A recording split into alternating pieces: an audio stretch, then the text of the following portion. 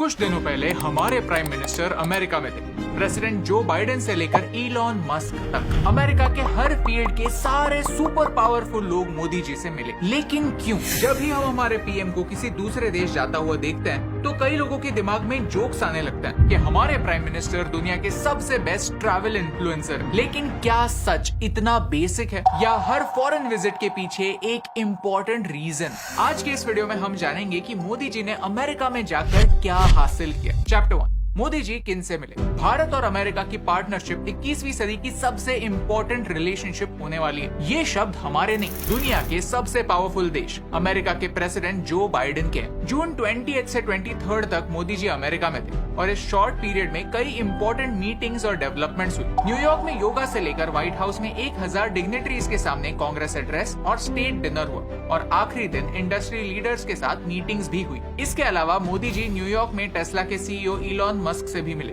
जहां Elon Musk ने announce किया कि जल्द ही टेस्ला भारत में आएगी। I'm actually incredibly excited about the future of India. I think India has more promise than any large country in the world. He really cares about India because he's pushing us to make significant investments in India, which it is something that we intend to do. अपने visit के आखिरी दिन पर Modi ji Indian और American industrialist से मिले। एक ही मंच पर शायद पहली बार गूगल, माइक्रोसॉफ्ट, एप्पल के सीईओज मौजूद थे। With the advent of AI, the opportunity for India to make more progress is definitely exciting, and we're going to support the Prime Minister's vision there.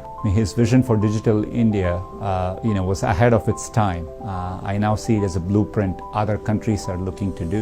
साथ ही साथ आनंद महिंद्रा, मुकेश अंबानी, ज़ेरोधा के निखिल कामत भी यहाँ प्रेजेंट। इस session में मोदी जी ने ग्लोबल टेक लीडर्स को make in India यानी इंडिया में, भारत में अपने प्रोडक्ट्स बनाने के लिए एनकरेज किया। The country has moved from a very slow follower, where the government was very bureaucratic and very, very slow moving and rigid and not a dreamer, to the most innovative country in the world. Innovation handshake के through regulatory hurdles कम करके दोनों देशों की companies में partnership बढ़ाने के लिए encourage किया गया। चैप्टर 2, अचीव क्या हो? ऐसे विजिट्स में अक्सर न्यूज सिर्फ इसी बात पर बनती है कि किसने किसे क्या गिफ्ट दिया, किसने कैसे फोटोज खिंचाए और किसने क्या कहा। लेकिन एक स्टेट विजिट में ये बातें काफी छोटी होती हैं। असली बातें बंद दरवाजों के पीछे होती हैं, ऐसी बातें जो दोनों देशों के लिए फायदेमंद प्रूव हो सकती है। चलिए वो बातें जानते हैं। भारत और यूएसए दोनों देशों ने नए डील्स अनाउंस किए, जिनमें डिफेंस कोऑपरेशन, सेमीकंडक्टर्स और एआई में पार्टनरशिप्स अनाउंस हुई।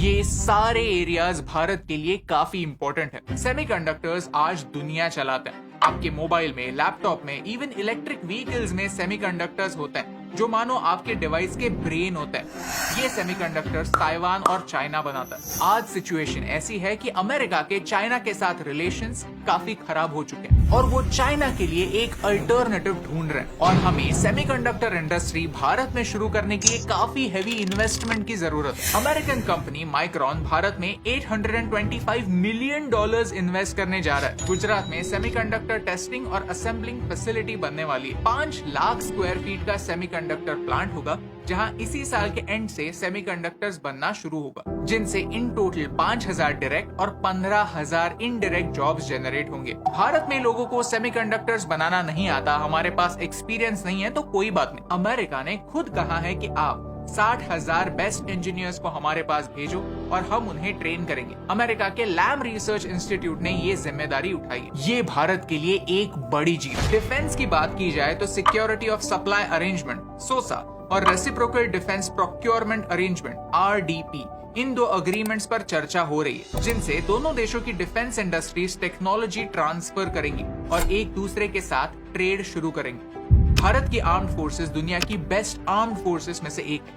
उनकी ब्रेवरी की कोई लिमिट नहीं, लेकिन हम टेक्नोलॉजी में पीछे है, ये एक कड़वा सच। हमारी आर्म्ड फोर्सेस को एक टेक्निकल रिवाइवल की जरूरत है। इसके बारे में हमने एक डिटेल्ड वीडियो भी बनाया। अमेरिका से हाई टेक टेक्नोलॉजी हमें मिलना हमारे बॉर्डर्स को सुरक्षित रखने के लिए काफी जरूरी है। जनरल इलेक्ट्रिक और HAL के बीच में GE F414 इंजिन भारत में बनाने का कॉन्ट्रैक्ट हुआ है, जिससे एडवांस जेट्स भी भारत में बन पाएंगे। At the same time Bharat आज 80 देशों को डिफेंस इक्विपमेंट एक्सपोर्ट करता है और जब डिफेंस की बात आती है तो अमेरिका दुनिया का लार्जेस्ट स्पेंडर है। भारत के डिफेंस सेक्टर का टारगेट है कि आने वाले कुछ सालों में $5 बिलियन से ज्यादा का एक्सपोर्ट, ताकि हम हमारा ट्रेड डेफिसिट कम करें और दुनिया के लिए एक इंपॉर्टेंट सप्लायर बने। लेकिन ये प्रैक्टिकल तभी होगा जब भारत एक डफार्स कंप्लायंट देश बनेगा। डफार्स यानी defence federal acquisition regulation supplement. नाम काफी बड़ा है लेकिन शॉर्ट में समझा जाए तो डफार्स कंप्लायंट वो देश होते हैं जिनसे अमेरिका वेपन्स खरीद सकता है। डफार्स कंप्लायंट देश कौन से है? लिस्ट देखोगे तो बात साफ हो जाती है। इनमें रशिया और चाइना ये दोनों देश शामिल नहीं है,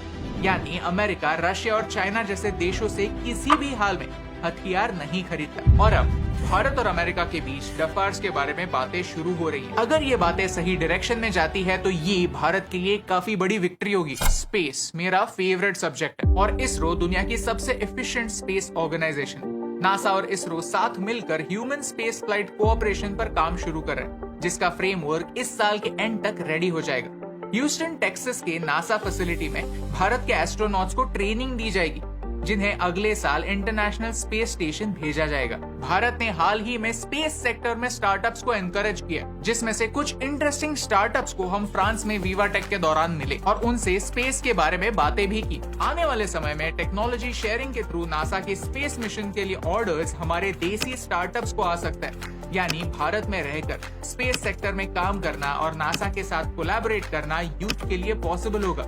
ये एक पॉजिटिव फ्यूचर की ओर इशारा करता है और ये सारी बातें सिर्फ हाइलाइट्स हैं, पिक्चर अभी बाकी है। 5G और 6G टेक्नोलॉजी में collaboration, 35 innovative joint research collaborations, Google की $10 बिलियन की भारत में इन्वेस्टमेंट, ये सारी पॉजिटिव डेवलपमेंट्स इन मीटिंग्स के दौरान हुई। भारत और अमेरिका मिलकर इंडसएक्स सिस्टम्स बना रहे, जहां थिंक टैंक्स, यूनिवर्सिटी स्टूडेंट्स मिलकर हाईटेक टेक्नोलॉजी डेवलप करेंगे। सस्टेनेबिलिटी से लेकर कल्चरल एक्सचेंज तक इन टोटल 58 बड़ी बड़ी पार्टनरशिप्स होने जा रही है और ये सब सिर्फ कुछ ही दिनों की विजिट से अचीव हो। ये इस बात का प्रूफ है कि दोनों देश एक सही ट्रैक पर आगे बढ़ रहे हैं। Chapter 3 negative reaction. नेचर का नियम है, for every action there is an equal and opposite reaction, और ये बात इस विजिट में भी सच साबित हुई। न्यूयॉर्क में सड़कों पर प्राइम मिनिस्टर ऑफ इंडिया लिखे हुए ट्रक्स घूम रहे थे। 70 लॉ मेकर्स ने प्रेसिडेंट बाइडेन को रिक्वेस्ट की कि इन मीटिंग्स में ह्यूमन राइट इश्यूज को एड्रेस करें और रिलीजियस, प्रेस और पॉलिटिकल फ्रीडम्स की भी बात करें। जब एक जर्नलिस्ट ने ऐसा ही कुछ सवाल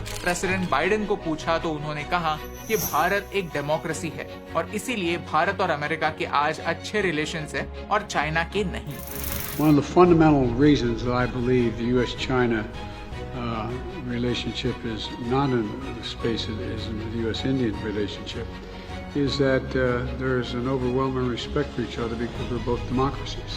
And it is in America's DNA, and I believe in India's DNA, that the whole world has a stake in our success, both of us, in maintaining our democracies. Makes us appealing partners and enables us to expand democratic institutions around the world.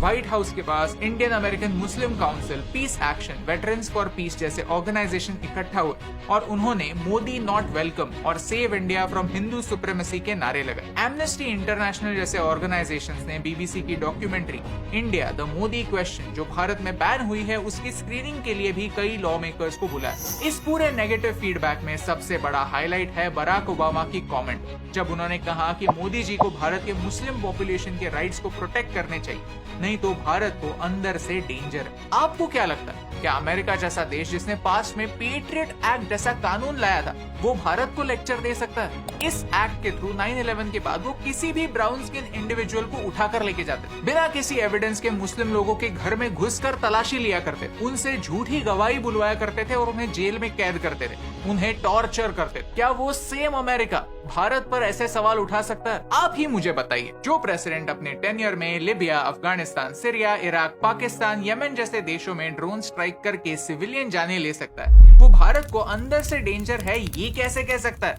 आपको क्या लगता है? हमें comments में बताइए। Chapter 4 conclusion. Look, मेरा point of view simple. दुनिया में कुछ लोग मोदी जी को पसंद करते हैं और कुछ लोग नापसंद करते हैं, एंड दैट इज ओके। सब लोगों के पास अपने अपने रीजंस होते हैं, लेकिन प्रॉब्लम तब होता है जब लोग एक लाइन ड्रॉ करना भूल जाते। लोग मोदी जी को क्रिटिसाइज करते करते भारत को भी क्रिटिसाइज कर देते हैं, भारत को एक बॉक्स में कैद कर देते हैं, भारत को एक लेबल लगा देते हैं जो कि सही नहीं। एट द सेम टाइम कुछ लोग ऐसे भी हैं जो सरकार की हर गलती को अनदेखा करने के लिए रेडी है, सिर्फ और सिर्फ इसलिए क्योंकि वो एक पर्टिकुलर पार्टी से प्यार करते हैं। और ये दोनों एटीट्यूड्स देश के लिए डेंजरस हैं, क्योंकि पहले कैटेगरी के लोग इस वीडियो के चैप्टर 2 में कही गई अनगिनत अच्छी बातों को इग्नोर कर देते हैं और दूसरे कैटेगरी के लोग चैप्टर 3 को इग्नोर करते हैं। पूरी कहानी समझने के लिए हमें एक बैलेंस की जरूरत होती है, ताकि हम एक सिचुएशन के सारे एंगल्स को समझकर देश को आगे ले जाएं। अक्सर लोग, मीडिया हाउसेस अपने पॉलिटिकल ओपिनियंस में इतना उलझ जाते हैं कि काम पर फोकस करना ही भूल जाते हैं। इसीलिए इन 3-4 दिनों में हुई इतनी सारी डेवलपमेंट्स आप तक पहुंचती नहीं। और नुकसान किसका होता है?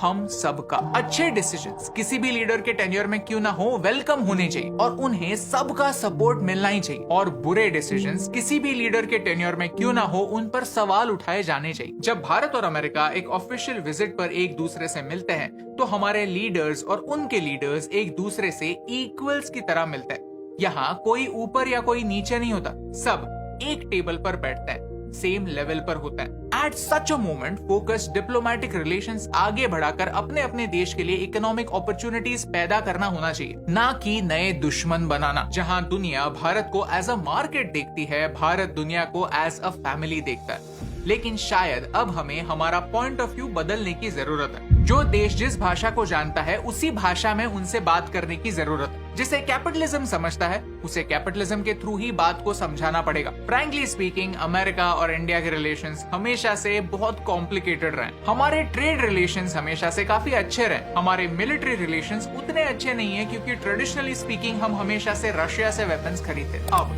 रशिया यूक्रेन वॉर की वजह से अमेरिका को एक काफी स्ट्रॉन्ग रीजन मिला है हमें उनकी तरफ लाने का। और जियोपॉलिटिकली अमेरिका ने हमें कभी भी सपोर्ट नहीं किया। यूएन से लेकर WTO तक सारे इंटरनेशनल इंस्टीट्यूट्स में उन्होंने हमें अब्यूज ही किया है और ये सिचुएशन बदलने की सख्त जरूरत है। अगर आपको इस वीडियो से वैल्यू मिली, कुछ नया सीखने मिला, तो इसे अपने दोस्तों के साथ शेयर कीजिए और हमें सोशल मीडिया पर फॉलो करना ना भूलिए। पिछले कुछ सालों में भारत ने एक ग्लोबल स्टेज पर खुद को असर्ट करना स्टार्ट किया। हमारे इंटरनल मुद्दों को फर्मली, हमारे इंटरनल मुद्दे कहाँ हैं और जो हमारे लॉन्ग टर्म साथी रहे हैं उन सबको बैलेंस करके भारत आगे बढ़ रहा है। क्योंकि आज भारत एक काफी इंटरेस्टिंग मुकाम पर है, जहां हम दुनिया से आंख झुका कर नहीं, आंख उठा कर नहीं, आंख मिलाकर बात करने की क्षमता रखते हैं। और यही इंपॉर्टेंट बात आप तक पहुंचाने से मुझे पारा